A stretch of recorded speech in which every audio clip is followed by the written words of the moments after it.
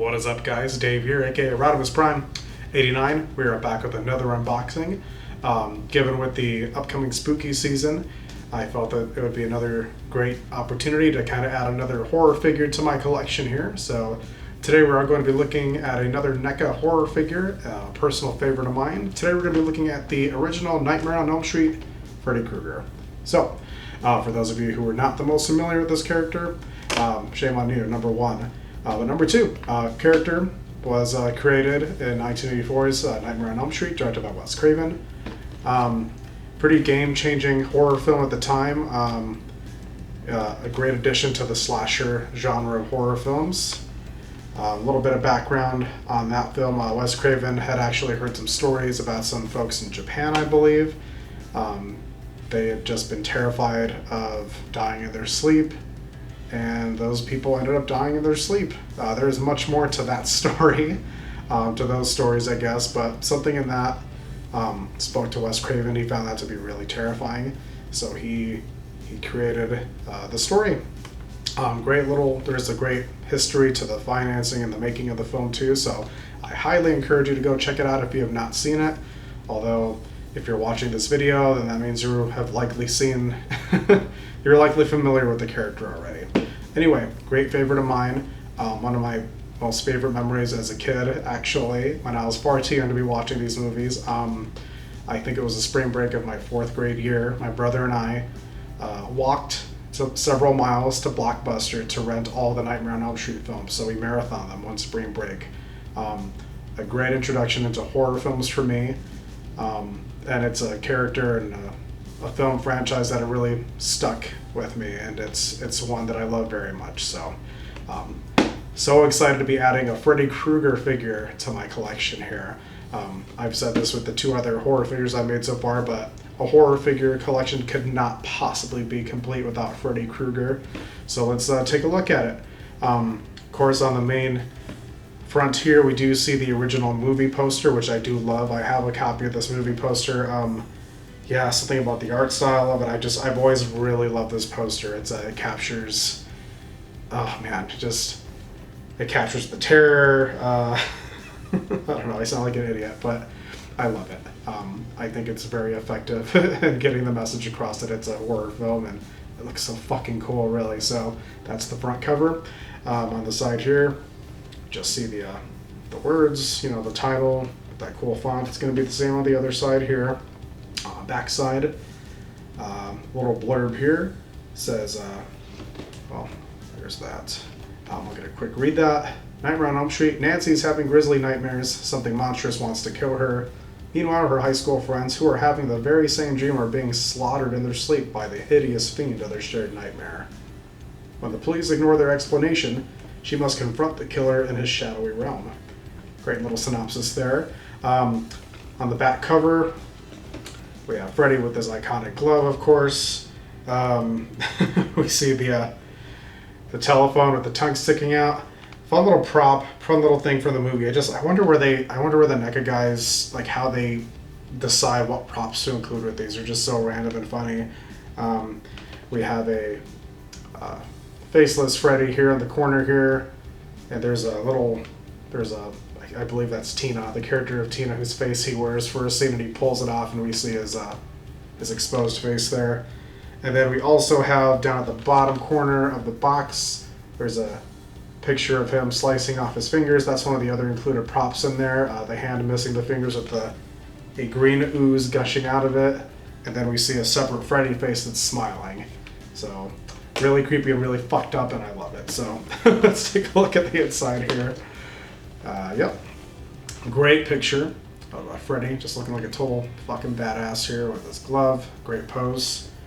That might be a pose I end up putting the figure in here. And then inside we do have the figure itself. So accessories, like I said, kind of his horny face here. His creepy smiley face, I should call it. The skinless face, where he pulls the face off, and then of course I think Tina's face, or whoever's face that's supposed to be. The telephone, we have a separate version of his hand where the fingers are cut off with the green shit popping out of it. And then we have a little fedora we can take on or off of him, so that's really cool. So let's go ahead and open this puppy up. Let's take a look.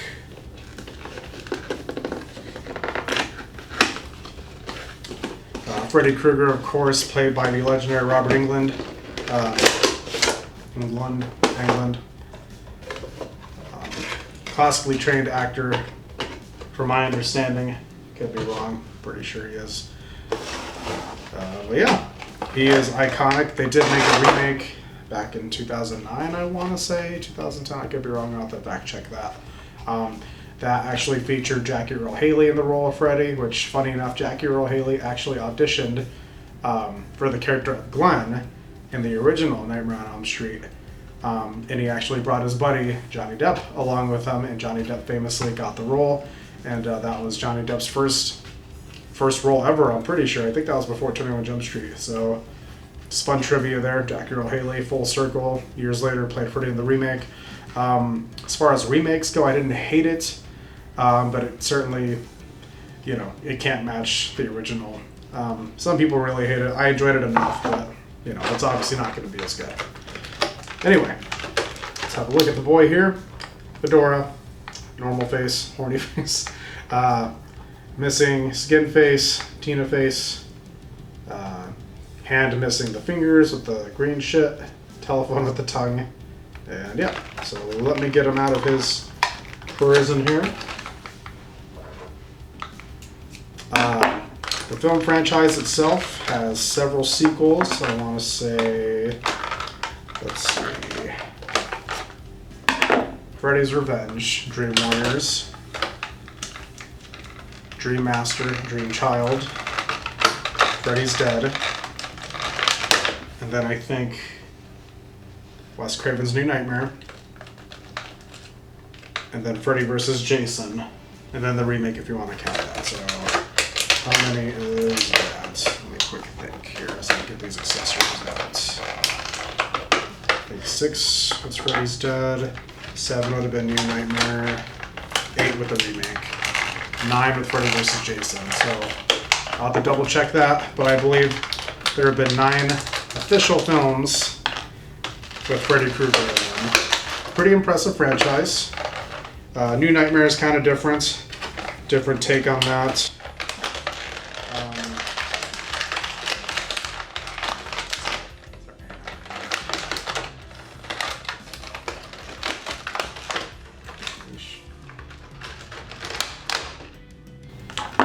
Wes Craven's New Nightmare is more of a meta film where the spirits, I guess, that gave Wes Craven the inspiration to create Freddy Krueger comes to life. Different film outside of the main continuity, but it's still kind of a fun one. I'll have to go back and revisit that. I'm not as familiar with that one. Remember I thought it was creepy as shit, which is great for a movie like this. So I think that's 9 films. Anyway, yeah, let's get a look here, and of course I will try to get some footage of him closer up. But yeah, looks pretty cool. I dig it. Alright guys, forgive me, I'm still trying to find the best way to do these little close-ups here. I did lose my smaller tripod. Makes it a little difficult. But anyway, let's take a closer look at Freddy here. Yep, got some good detail. Wow, great detail on his face. Ooh, got really tight joints, but that is okay. Wow, he looks like chewed up meatloaf. It's really disgusting. Testament to the detail here. That is one ugly motherfucker. Look at him. Anyway, great sculpted brow. Man, the texture on his burns are so good. His fucked up face. Oh my god. Look at that. Let's see if I can.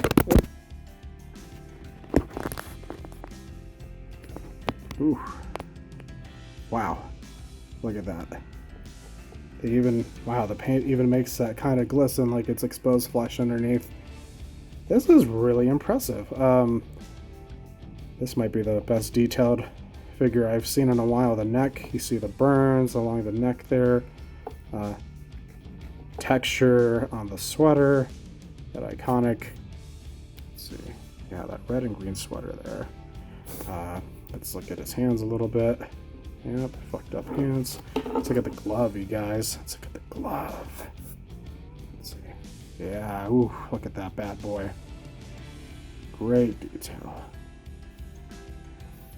Man, these guys really crushed it with this figure. I love this. His razor glove here. There you go. Even on the inside of his hand. Yeah, this is just such great sculpting and detail here. As I was alluding to a moment ago, joints are pretty tight, which is not a bad thing for these figures here. I don't intend to do much of them other than pose them and then kind of leave them there where I have them. But let's go ahead and have a look. The arm, circle all the way around, hinges, good range of motion there. Let's see, his forearm. You can kind of rotate that as you need to. The hand, of course, you can rotate. I think you should be able to take his hands off. Yeah, because I know the accessory comes. Yep, you can rotate that guy. Same thing here. The waist does turn all the way around. Can't quite do a Van Damme split. Nor shitty. Legs can extend out. Nice hinge there. Ankle. Okay. Ankle can rotate. A little bit, not a whole lot of up and down there, but that is okay. Doesn't need to be done. I like to just go ahead and loosen them up a little. This leg is much looser. That's interesting. I like to just loosen them up a little bit. That can rotate if we need to. So good. Actually, really good range for the knee here. You need to do something funky, I guess. But yeah, it's going to be a pretty simple figure. Let's see if he passes the test. What test is that, you might ask? That is the Exorcist 360. What? Of course he does. All these NECA figures. Uh-oh, hang on. There it is. Their heads can come off because they usually have separate heads. Okay. So, focus. Thank you. Wow, great detail again. You see his bugged out eyes here. Again, closer detail on the exposed skin underneath. Exposed stuff. It's really gross. Look at the teeth. Let's see if I can get any close. Oh my gosh. Ooh, look at that. That is gnarly. I love this. Oh, this is cool. Such great detail. The wrinkles, the burns. Anyway, if you've seen the film, you know what this is from. If you haven't, sorry, it's spoiled, I guess, but it came out in 1984, so I don't know what your excuse is. But I believe a part in the film, Nancy's having a dream about her dead friend, and he pulls off. Or she pulls. I don't remember. I gotta watch it again. Anyway, face comes off, and we see that creepy guy. So those are two of the accessories that come with it. Let's look at the other head here. This is it's his horny face. That's creepy. It's just a snart. It's just a a little smiley kind of a creepy guy face. But again, look at the details. Ooh, that is creepy as fuck. Oh, look at that. Oof. Bad case of herpes. Nah. I'm kidding. He's a burn victim. Yeah. Anyway, really gnarly. Yeah, that is creepy. Little horny smile there. All right, and of course you see the burn stuff. Like Indiana Jones, trademark of this character is his fedora. Very cool. Yeah, I mean, pretty straightforward, I guess. The last couple of accessories, we have this hand. His fingers he cuts off, and the green shit spews out of it. That's from pretty early on in the movie. I think Tina's first dream, like right at the beginning. I could be wrong. It's in there. And then of course the telephone. That is a tongue coming out of the telephone. Don't think that's something else. Don't worry. It is a tongue coming out of the mouthpiece of the telephone. Pretty sure he says something to the effect of, "I'm your boyfriend now." She's trying to call Glenn, played by Johnny Depp. So, yeah, I mean, cool prop if you're gonna make like a little diorama. I'm not, so I don't really have any reason to keep this. Probably won't. Oh yeah, he's headless. Let's get a closer look at his creepy face again. His more stoic, angry man. Look at that snarl. Oh, the skin underneath. Man, the paint on this is just so well done. Oh, that texture. He's a gnarly looking dude. The brow, like the eyes, man. Let's get both. Where's the other one? Ooh. Ugly bitches right there. Ugly. But yeah, there we are.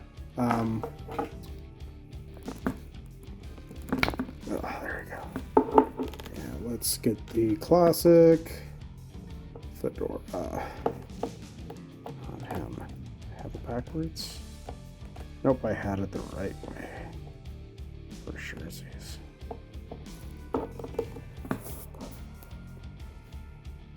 Very cool. All right, and here we are, Mr. Fred Kruger himself. Creepy as shit. Man, cool details, like I said. I love it. Again, like I mentioned with the the Ash Williams figure in one of my previous videos, these are not necessarily the most flexible, but they're flexible just enough that you can pose them and kind of keep them displayed on your collection, which is just perfect for me. There's just enough mobility. I actually kind of like the joints are kind of stiff, like I was saying, but again, immaculate detail. Yeah, the sweater, especially the texture of the sweater, texture of the skin, his burns. Man, Robert England is probably proud of this figure. He probably has a couple of these hanging around. This is a great figure. Again, it's a simple figure in that, you know, there's not a whole lot of accessories or anything cool about it, but it's just the attention to detail and the sculpting of the figure just second to none. I really love it. Perfect collection. Perfect addition to the collection, I should say. So, hell yeah, guys. Definitely check out this figure if you were collecting horror figures. The NECA line, these guys are amazing. I love them so far.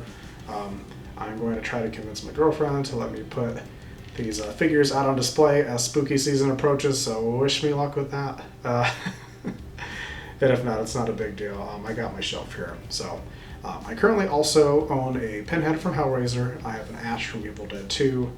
And I think that's all that I have on box, because I also have a Jason Voorhees from Freddy vs. Jason.